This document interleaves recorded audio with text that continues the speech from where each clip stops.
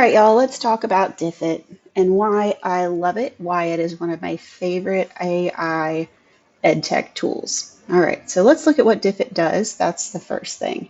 So Diffit really takes whatever you're teaching and takes care of you. You can generate things from existing curriculum. You can make your own content with cited sources. You can even build content based on a grade level, a standard, and a language. So it's going to create all kinds of custom differentiated resources for you. It allows you to customize so precisely down to grade level, language, your vocabulary words, your DOK levels, and so much more.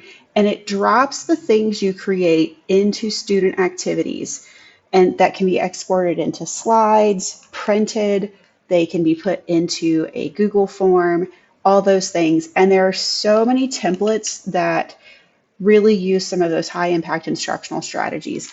I'm constantly surprised at what they keep adding at Diffit. So let's look at what they do.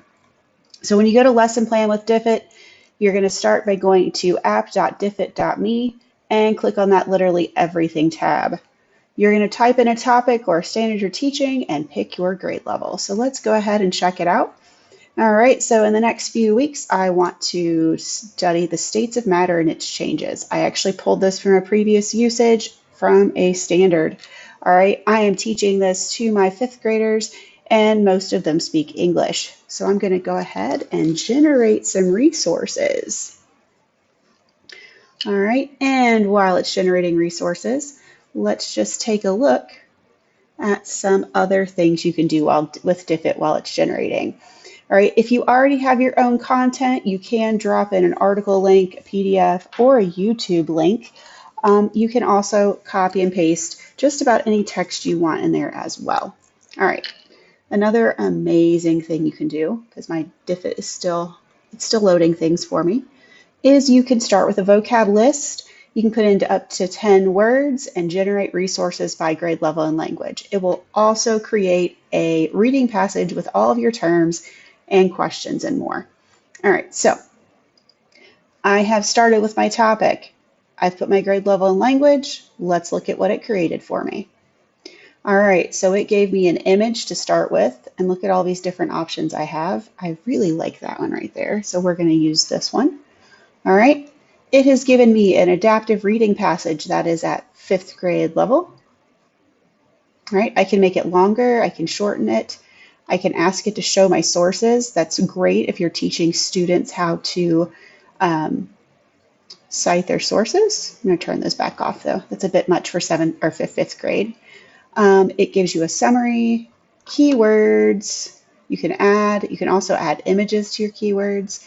You can remove them. So like, let's say you don't want to talk about electrons quite yet with your fifth graders. I can take out electrons. All right. You can pull some multiple choice questions that you can edit or add to. Short answer questions, open-ended prompts. All right, here's where the magic happens though. All right, this is where the magic happens. So this looks appropriate for most of the kids in my class. So I'm going to go ahead and export my content into one of these types. I really want to hit some vocabulary, so I'm going to drop this into a Frayer model. All right, so we're going to create a Frayer model. I want my students to do just that vocab practice. Let's sign into my Google account. Because guess what? It's going to save it in a folder in my Google Drive for me. Come on, Diffit. We're on a time crunch here, sir. All right. So it is going to create a set of slides for me. Spin, spin, spin. Oh, there they come. It's generating. All right, while it's generating, let's talk about some other things. So I can just go ahead and export straight to my students, which is what I did. I can take that same thing and regenerate it for a newer reading level. So maybe I have some students that are above grade level. I can bump it up. Maybe I have a few students who are below grade level. I can bump it down for them. So now I have custom content for any student in my room. Maybe I have a handful of students who speak Spanish as their first language. I can translate it into Spanish for them as well to give them a choice of language. All right. So what you get is you get what's called a resource set. We already talked about your pictures, your passage, your summary, vocab, multiple choice questions, short answer, and open-ended. And then you drop those things into your resource set, all right, into your slides. So let's look and see what we have here. All right, let's open my slides that it created. Created me some slides.